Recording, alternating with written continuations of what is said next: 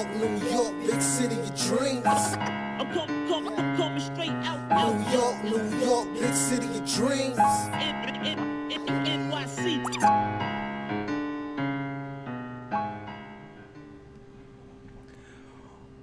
What's going on? This is Jay Ellis from Nick of Time Show here. Give you that Knicks talk just in the nick of time. And you already know what time it is. It's time for those gunshots tonight, damn it.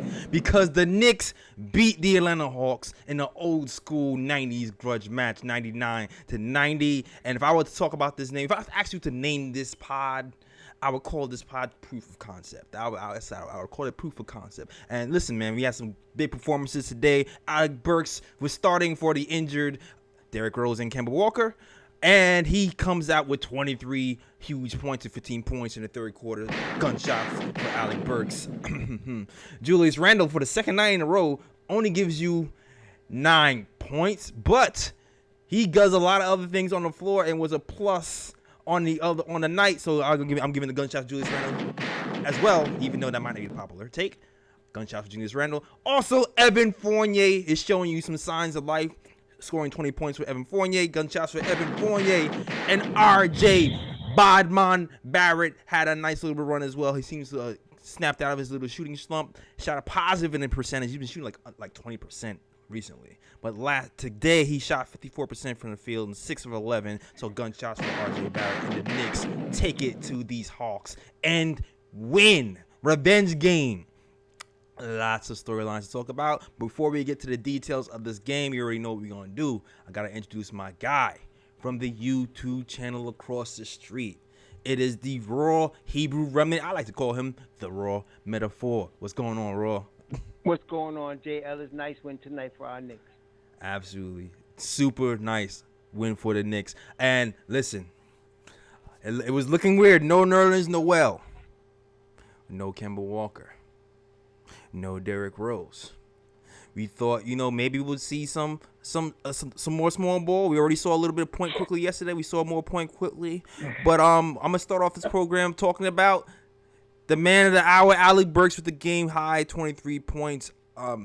What did you see from Alec? What did the good, the bad, and the ugly? What did you think of Alec Burks' performance tonight, Raw? Well, let's just get the bad out of the way. Them 2 stupid turnovers he did where he just completely threw the ball right to Atlanta. It should have been better if he threw it right in the stands, but that was it. Outside of that, the defense on the point of attack was what we've been missing all season long. And he provided that. And then, of course, clutch man down in the fourth quarter, knocking down those big threes. We watched this season players from opposing teams like hit a 3 right in a certain spot, and then we keep letting them shoot from that spot, and they would kill us. AB was doing it to them. Yeah. He was in that certain spot at the right side of the floor, outside on the 3-point line, and they kept letting him shoot it, and he kept knocking it down. So I was very happy. As I thought, either IQ or AB in the starting unit, and I felt very good about this game tonight, and there's a reason for that. Obviously, we won the game. Yeah, absolutely, man. We talked about this before in this program when we talked about possibly subbing Kemba out. We were thinking, I was like, man, either or, like Derrick Rose, Alec Burks, or IQ. It just seems like either one of those guys would be might be a better start. I definitely want to give Kemba more the benefit of the doubt to try to work onto this team, but then it's listen, man, listen. It's been 19 games, Jay Ellis. It's been 19 games. Here's the deal, Raw. Tough conversations. We've been having these conversations a while. We call it proof of concept. I was reading something today that was talking about the Knicks having too much money. Wait, who's the fool that wrote that? The Knicks having too much. I listen, but I kind of agree with them. I kind of agree with them a little bit. What do you mean? How we got too much money? Okay, listen. This is what I'm saying. What we're saying is this: when you have money to spend, right? Sometimes you spend it on things you might not specifically need. We already know. Oh, I see what you're saying. Yes, Tom likes to have the veteran point guards, and money was burning a hole in their pocket, and they didn't need to spend it like that. Right, and it seems like there's possible answers on this roster that can be the starting point guard. Might be the typical starting point guard that you'll see around the NBA, who has the cachet, who has the name, who has the reputation.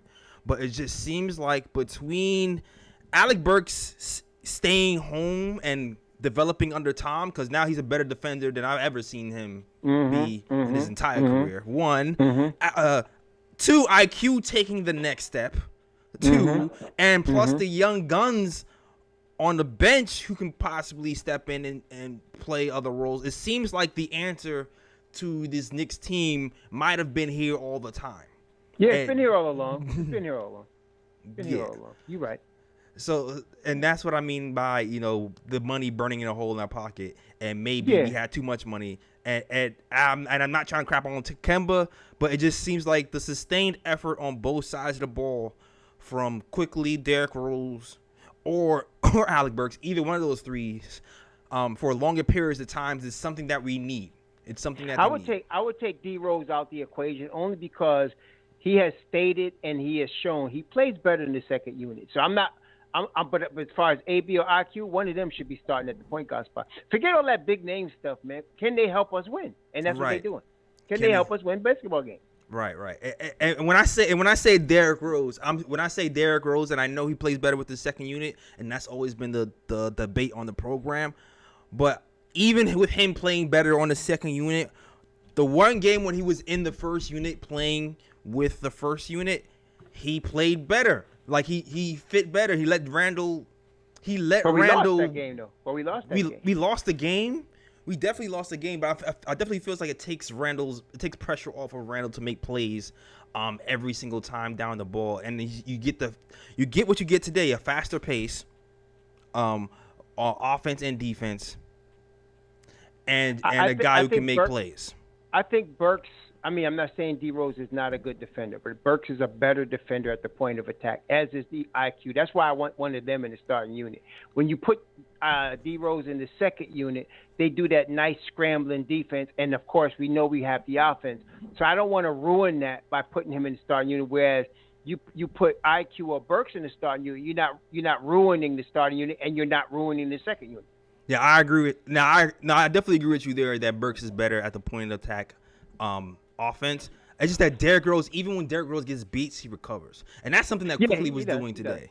Yeah, he does. I agree. But I'm just so hyped about D Rose with the second unit, with that mob deep unit. Nah, I feel you.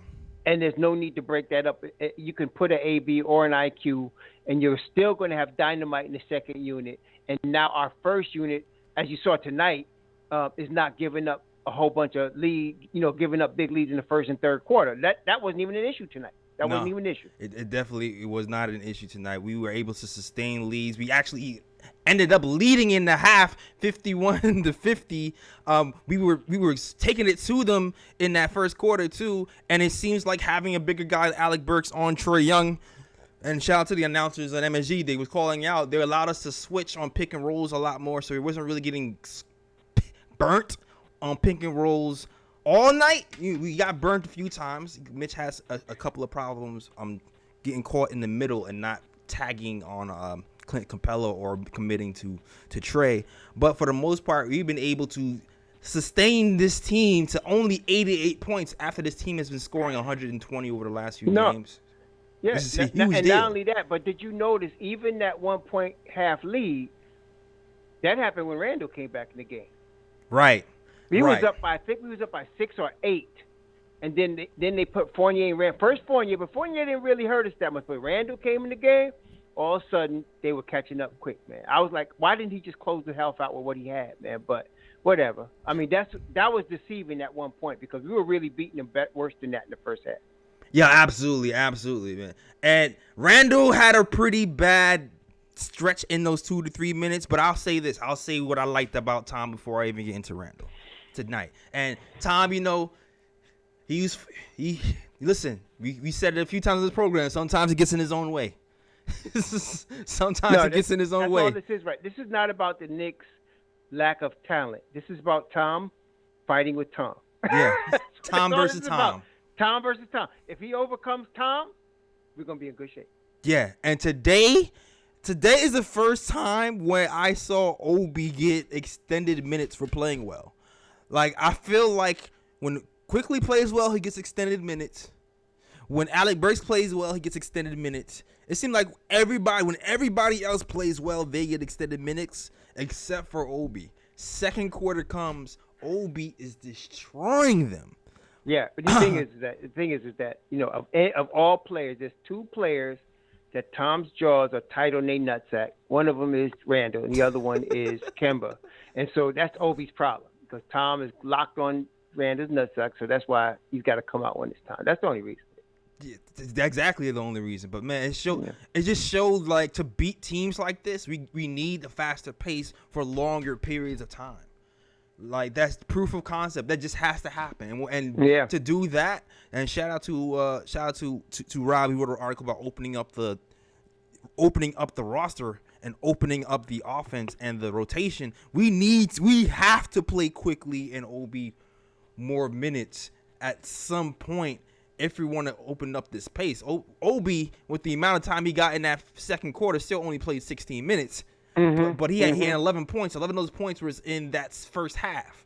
That's right. He was pretty much just beating everybody down the floor at will and getting to every rebound. And on top of that, quickly, hold on. On top of that, he didn't really shoot the ball that well, but he was just such a threat that he could, he was effective. Listen, man. We stop putting ceilings on players. Yeah, we have to stop putting ceilings on players based off of year one performances, man. That's right. Because they were talking about this kid is not a point guard since last season off of 3 games, and this dude has developed his game. First of all, the passing is a lot better. The ball, the dribbling, he can ISO better than anybody on this team right now. He might be one of the best ISO players off the dribble on our team. Let's go back to your first comment.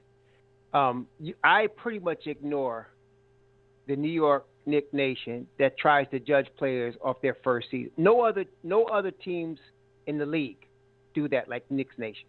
They start judging their rookie players and start deciding what their careers are going to be based on their first year. So we know that quickly he's going to get better.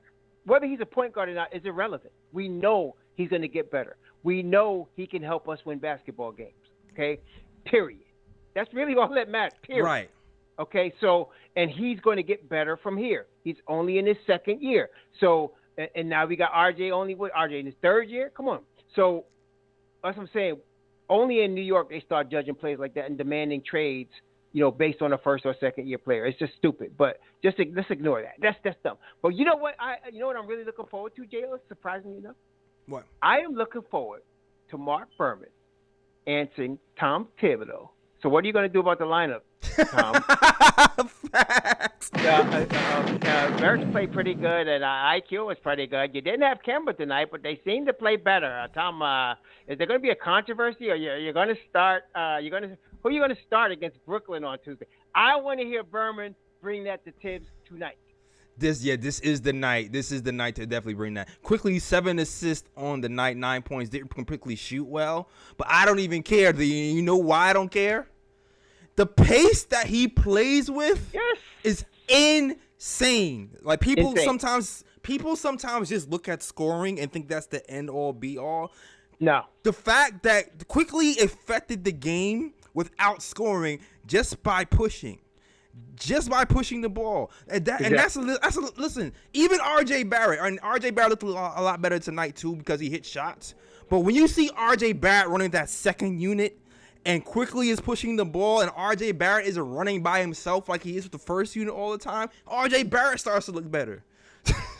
But you know what it is? It is twofold. Like what you mentioned is on point, but also IQ just overall helps the defense play better, And so because you're getting two sides from him, you're not getting one side. So that helps the overall team. The same with Burks. He's helping us on both sides of the floor. So, yes, he's absolutely adding on the offensive end, and he's absolutely adding on the defensive end. Exactly. Like, what makes a good bid? What have we been complaining about for years? We've always been complaining that we've only had one-dimensional players on this team, bro. Guys could only shoot. Guys who can only pass, guys who can only play defense. Now we're seeing a few players. Quickly's been able to pass, shoot, and now play defense. How many points did Trae Young score in the fourth quarter? I don't know, but he was, let me see. Like, he scored a lot. But I'll answer that for you, Raw. 0.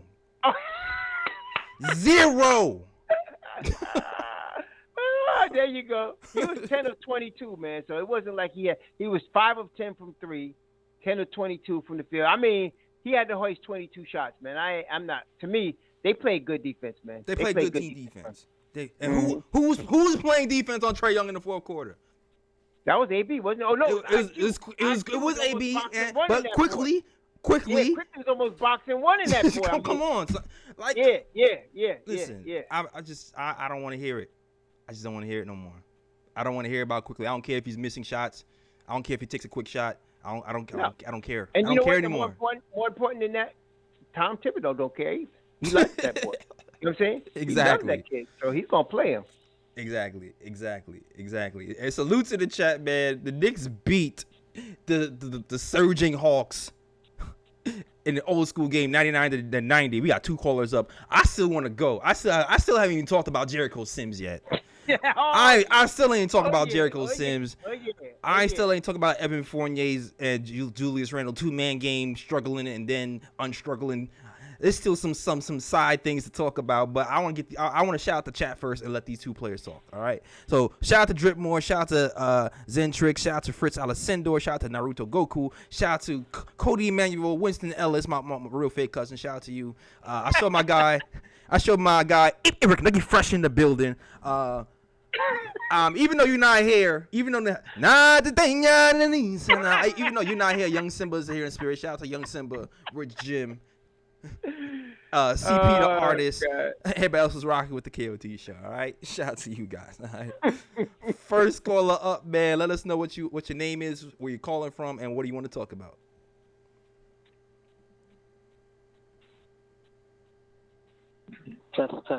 Test. Oh, I already know who this is. This is a good. Oh yeah. Yeah. This is a good time for you to call. Oh yeah. Oh, you know I've been waiting for this. How you doing, Uncle Roll? How you doing, John? Let's go. I have been waiting to smoke on this Atlanta Hawks pack. Woo! I have been waiting. I've been waiting since I believe it was May 4th, May 3rd, the beginning of May, since we got eliminated. I saw these Atlanta Hawks fans. They had no humility at all, and they didn't understand that we got it out the mud like a small market team the way that they did, and they still rubbed it in our face that they fell under. Yeah. There's no Mitchell Robinson. I told myself, you know what? I'm going to make sure I see them next year. And I wasn't ready, fellas. I wasn't ready. I was waiting for Christmas. But shout out to Thanksgiving because we're getting them. Oh, yeah. We're smoking on that Atlanta, baby. That's right. I'm sorry to Kemba Walker, my BX goon. I love him, but he needs to get a smaller role. And Alec Burks needs to get a bigger role.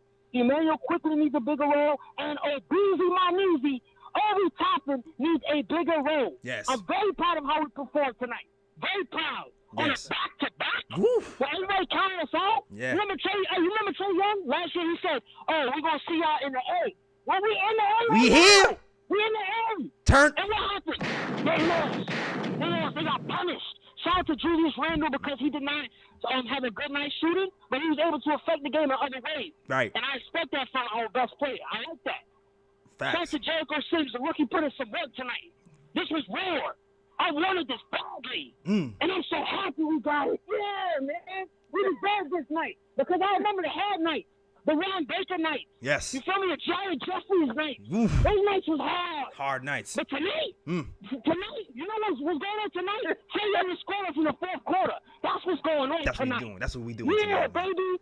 Yeah, make sure y'all do that thing and enjoy this night. We deserve this. Hell yeah. That's right, baby. That's right, Teller. That's right. No more Ron Burgundy, baby. No more Ron Burgundy. No more Ron Burgundy. I'm so proud. Hell yeah, man. One last thing. Shout out to Alec Burks. He's AB. He's way better than Reggie Bullock. Stop it, man. You good tonight. You master tonight. Number 7 seed, baby. Let's go. Number 7 seed. Let's go. Took him out. First call of the night, Flames, man. Hello. If y'all already know, that's our closer, really. That's our closer. When he decides to call, that's our closer. But man, he set it off tonight. All y'all didn't realize. Y'all thought y'all had turkey on Thanksgiving night. Y'all had hawk. All right. We cooked those birds. That's the bird we got. That's the bird we got, baby. That's the better way. I like that much better than turkey, baby. I like that one, man. I like the sauced up, baby. Let's do it. Sauced it, man. Sauced it. Man, we talked about it behind the scenes. Jericho Sims, man. Oh. Jericho Sims. I know there was a lot of reasons why we won this game, but Jericho Sims is the one that I did not see coming. I did not expect him to play. I was surprised. But then when he came in there, man, he has been playing very good. What I love about him, aside from the fact that he could jump out of the freaking gym, he plays within himself. Yeah. And that's what you want. He plays within himself, man. He doesn't try to do things that he can't do. He plays within himself. And that's really all we need from him.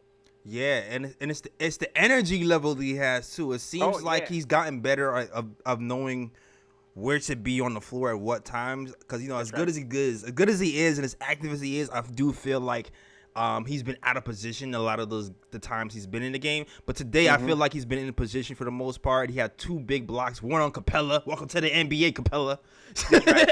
The number 58 pick of our Knicks squad today gave Capella some problems at the rim. His rim running was good. His defense was good, and I love him, man. I love the activity level, because while Mitchell Robinson is still trying to kind of find himself on the offensive end sometimes, I'm on the defensive end sometimes, because he feels like, I do feel like he's still struggling with his. Well, he's trying to guard 2 guys oftentimes. That's what I keep seeing, man.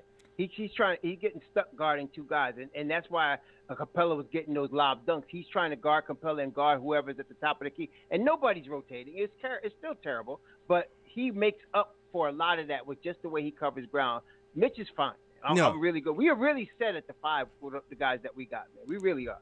Right. And listen, Mitch had a good night tonight. 2 points, 11 rebounds, really good rebounds, 1 block, but that 1 block is not tell the whole story, because he deterred a lot of shots at the rim. Oh yeah. He definitely made Trae Young think twice before shooting a lot of those lobs, even though he got hot at a certain time. There was a point where you didn't really see Trae Young going below that low of the free throw line. Everything was deep 3, mid-range for the fourth, third, and fourth quarter specifically.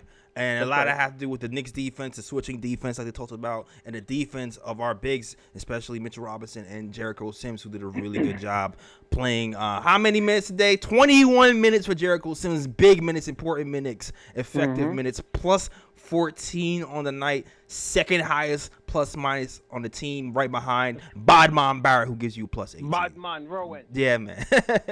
So shout out to the unlikely hit of the X factor of the night, the guy we didn't see coming, Jericho Sims. Right. I say we got 2 callers coming up, man. Patching that first caller. Let us know what your name is, where you from, and what do you want to talk about. Yeah. What up, Jealous? What up, Jay Ellis? What up? Shalom, Raw. Shalom. What up? Yo, man, I don't know why y'all got me have to tell him, because he should have closed it. Because y'all got me on the spot, and I'm like, damn, what am I gonna do? The year was a good start, man. The year is a good start. You good? You always give good points. You always bring it. You good, buddy. Yo, but definitely gunshots for the whole team. It was a good game. I agree, like what you said before. Randall didn't have it going offensively, but I don't think he didn't force it as much as he usually do. Right. So I saw like some absurd on if I'm not mistaken, I don't know if it was a comment or whatever. Somebody said, "Oh, he's as bad as 2019." I'm like, man, go play in traffic, bro. Like, he's not as bad as he was in 19, bro. Like you know what he looked like in 19. He's not. It's not like that. So he definitely. It's not like that. Only thing that really stuck out to me that I see that he forced it, his body language was a little off, was it was in the fourth quarter, and Quick was running point. Yeah. And he waved him off, because Randall seemed like he was tight. Like he was like, nah, I got it, go away. Like right. So that's the only time, but that's one time in the fourth quarter, because of course at the end of the day, Randall is he's the leader of the team. But that's enough on Randall. Jericho Sims, please, can you bless with 2 gunshots for Jericho Sims? This man, stone face, Morpheus style, the whole time in the Matrix, just doing his thing, that's right, killing. Definitely. Killing. Like he let the game come to him. He didn't force anything at all. quickly, I always say I'm gonna own it. I was hard on the kid from last season to the summer league, but like I said, we drafted Grimes and McBride. So I was like, man, this is a lot of pressure because it's up front. If it was just him and he had the keys, cool. But I'm gonna just quickly is that guy. Quickly, his defense. I've got nothing negative to say. He basically he led the team. He playmaking. He didn't put up a lot of points, but he led the offense. He orchestrated the whole thing. And him and Obi out there together, it's just masterpiece. It's giving me. I know. I'm probably gonna have people like, oh, he bugging right now. I don't care. We won. It's against Atlanta, and I had people at the game that were Atlanta fans, so I was trolling the whole night. Let's go. That's right. Now. That was giving me the Nash and Amari vibe with those two, like that pick and roll, like the way Obi could just take everything down from inside. So I definitely love seeing those two together. Yes, I agree with that question that Mark Berman is going to ask. Because what are we going to do? Because Kemba, I don't know, Kemba, what you going to do, bro? Like, you're going to get the because it looked a little rough, man. Quick definitely he kicked the door and he said, I'm here. Yeah. So, I agree. I definitely like this. I like all of the lineup changes and how everybody looked. Bodman, he looked good. He looked like we've all been saying he needs to play with the second unit. Yeah. He looks better with them. Like he could play faster with them. Like I like that. As long as if Randall and Fournier can like just get they 1-2 punch together like all the time, like they did the first game, and when they playing on their better nights, then we'd be just fine. Like everybody say, we're tired of, for us real fans, we're tired of like those casuals, like, oh man, things is going, trade everybody. I'm like, yo, seriously, what continuity do you expect to have? This ain't 2K. Right. Like, just get off. If you're gonna do that, then go support the New Jersey Nets. Don't do it. We don't need those type of fans over here. That's a fact. You can sit in that empty arena if you want to. That's fine. For real. That's fine. Pretty much. But y'all know already what I'm going to say. Make sure everybody hit that like button, subscribe, comment, whatever. Salute what y'all do. Always love what y'all do. And I'm out. Peace. All right, man. Shout out to my guy JT. All right, man. Listen, the Evan Fournier Randall 2-man game, bro.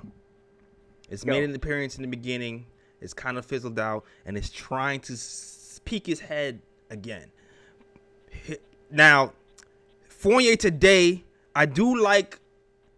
This is kind of why I liked Randall's game today, because the Hawks already kind of know how to play Randall. And they double off of him, but we've gotten Fournier here, so when they do double off of him, stuff like this can happen, and Fournier gives you 20 points, right? We also got Kemba, so Trae Young can't rest, and you didn't have Kemba today. We had Alec Burks, and it kind of saved the serve It kind of served the same purpose. But I do feel like for us to even take another step, we're going to have to find better ways to get Randall easy points instead of just ISO Randall on mismatches. You know what I mean? So I do feel like that 2-man game between Randall and Fournier, that has to come along a lot more. And eventually, like, I don't know if Kemba comes back, but whoever, maybe we need to work on a 2-man game between Kemba and Alec Burks. I don't know. Like, I do like what Randall did for us today. I wish he scored more, but I also feel like he needs to get easier baskets and not just threes. Well, I mean, I feel like once they have Kemba out the starting unit, those things will naturally evolve.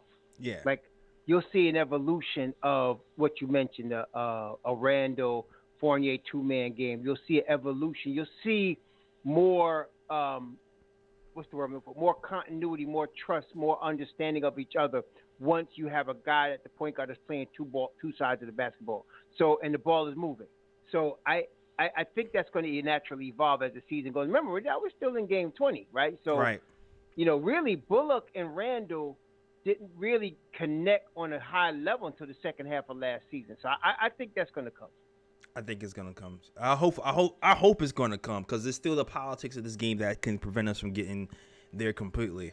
So I hope it's gonna come, but I think that's gonna be the next level for us, and just to get some Randall some easy, because this is the second night in a row that Randall gave us single digits in points. But I'm not going to complain, because people were complaining that look at who did they use as an example? Look at Giannis Antetokounmpo. He's only scored 8 points, and he's content dishing off to other players to get hot. That's exactly what Randall did today. Yeah, because what is Giannis trying to do? Win another chip. Exactly, and that's what Randall has to do. Yeah. He's not worried about his stats. He's trying to win the chip. So that's the same thing. That's exactly the same thing. So I'm not tripping over Randall playing 9 points. What I do like about Randall's game today and the team's game today, because the Hawks didn't shoot well from three at all. We played the pick and roll a lot better, and we were back to last season's 3-point defense. I really did not see many open threes today. The closeouts were phenomenal. The closeouts were absolutely perfect for the entire night.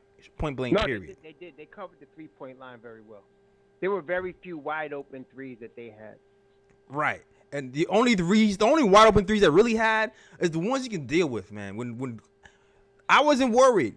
When we were up 51-50 at halftime, and Trae Young hits 3 threes from the logo. From the logo. Dude. You just take those, man. Well, what I was thinking he's thinking to himself, I got to do something or we're going to get blown out. So let me see if I can knock these down. Exactly. Because he misses those, we're up way into double digits.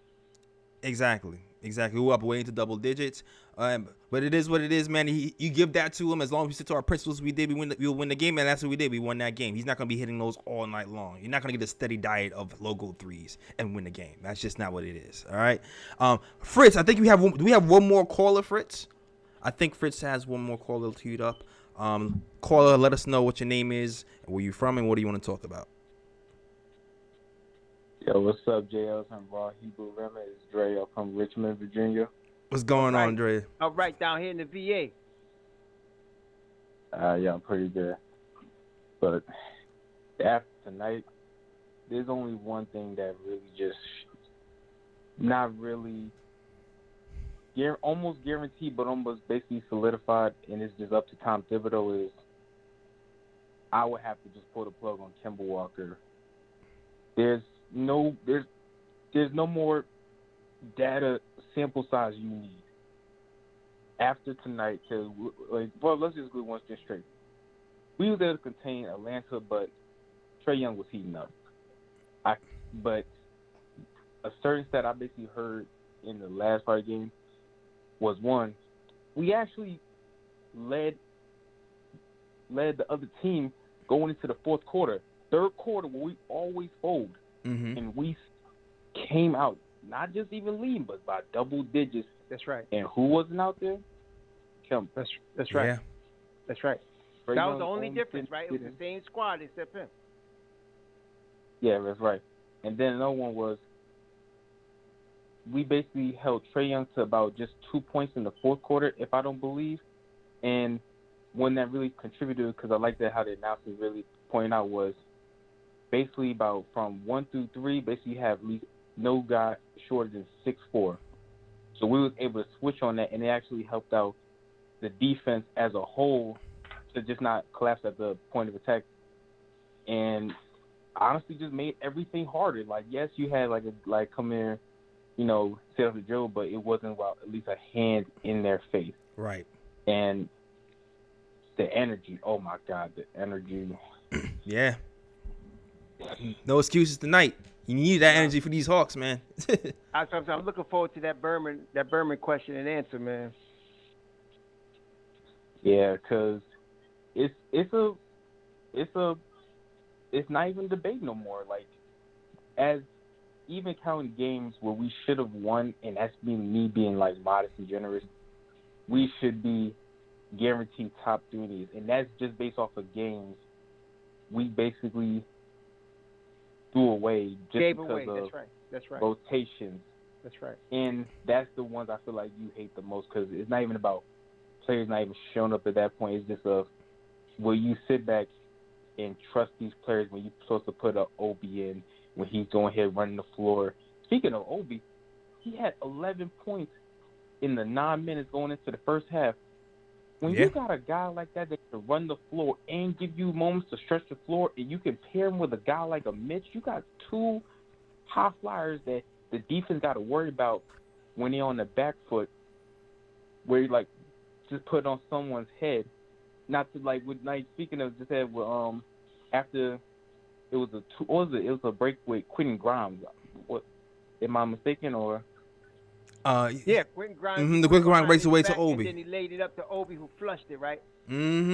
Oh. That's my ooh pick. That's my ooh play of the day. The Quentin Grimes behind the back, Alec oop to Obi. That's my ooh pick. That's my ooh pick of the day for sure.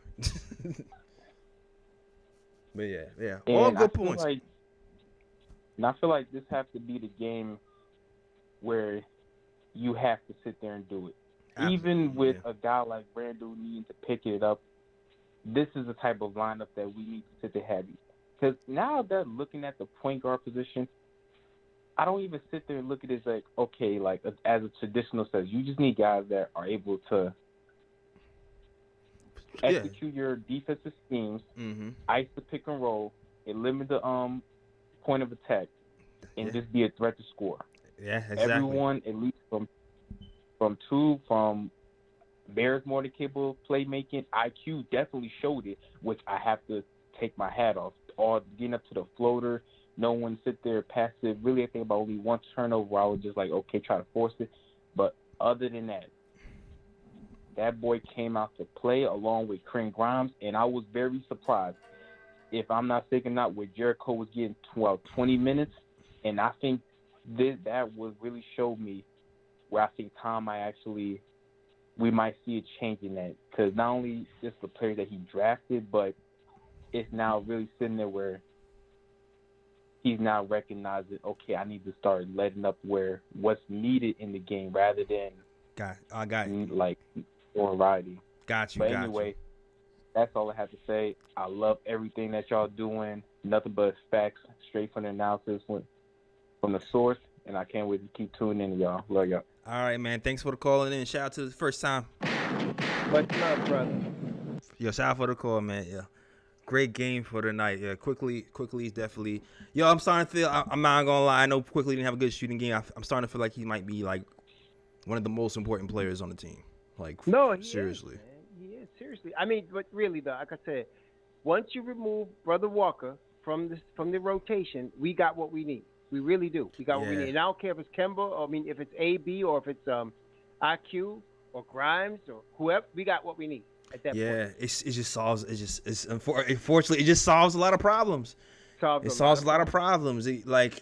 Because as far as the Evan Fournier versus RJ Barrett shot selection type of deal, like who's getting more shots win. Like, it allowed Evan to take more shots with that first unit. You can allow RJ to run more with the second unit and get his touches there and get going, because it looks like he's more comfortable like having the ball in his hand sometimes to run that offense. Like, we haven't really seen that from RJ this season. It also gives us more pace for more of the game, the entire game. It helps us on defense, offense, ball hawking. It just helps us on every single aspect of the game. So it's I just thought it was a little strange, but I understand that he put Evan Fournier in the closing lineup instead of RJ. But I mean, it was a little quirk to me, but it was whatever. I was like, okay. But I thought I would have liked to see RJ close the game, but I understand he's got to give Fournier his confidence, and so. Yeah, I think it was a minutes thing too. I think RJ played 30 minutes tonight.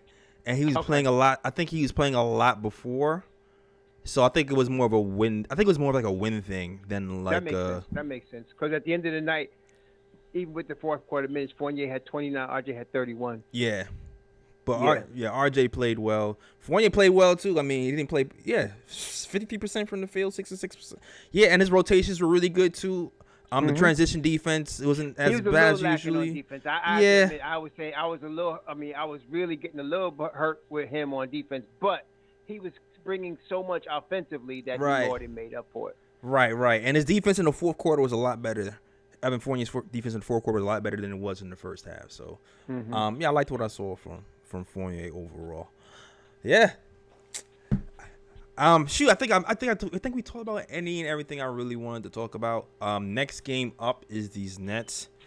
Yep. Woo. This is Brooklyn. Brooklyn. This is one. I want this one. You already know. Definitely want this. We gotta beat Brooklyn. Baby. We gotta beat Brooklyn, man. They lost tonight to Phoenix too. Listen, man. Phoenix is a beast.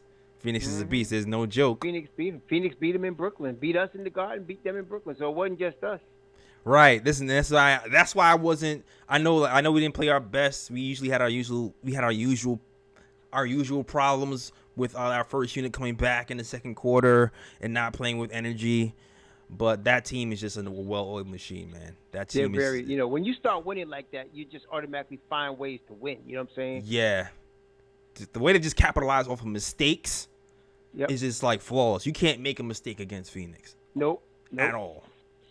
They're playing at that kind of level, man. Absolutely.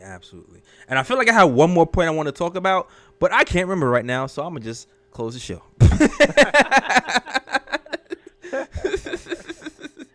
I think we covered everybody. Yeah, I think we covered everybody. I think we covered everybody. Oh, one thing I wanted to say. Just Obi Toppin. I just want to talk about this one thing. Obi Toppin has been on a free throw streak. Oh, has he? Recently. I know he hits his ass. I think he hit both. Yeah, he hit all three of his today, which is good. But all I want to say is I think he's hit like 24 of his last 26 free throws or something to that nature. Okay. And he's been a nice little threat as a pick and roll. I saw somebody write that he's been rolling a lot more this season, and that could be a big reason why you're seeing more of the turnaround. We talked about that last season, Raw, that like we've been using Obi wrong for an entire year and wondering why he hasn't been playing well. They starting to use him more in the pick and roll, and it's working. Because he's a threat, in the pick and roll, both a jump shot and a lob threat. Right, exactly. But I think what I'm excited about though is you already know what I say about free throws, and we say about free throws and 3-point shooting. There's usually a connection with that. So the first sign of a good shooter is can you hit free throws, and he's starting to do that, which makes me believe that eventually the 3-point shot. Yeah, he's got the form to be a good 3-point shooter. He just needs minutes, man. Exactly, he just needs minutes. He just needs minutes and reps. He's got the form to be a good 3-point shooter. Like I said, when he starts knocking it down, it's a wrap, man. It really is. Yeah, last game was it? No, it wasn't Friday night's game. It was the game before that. I forgot who we played, but he hit a mid-range shot like from the foul line. Mm-hmm.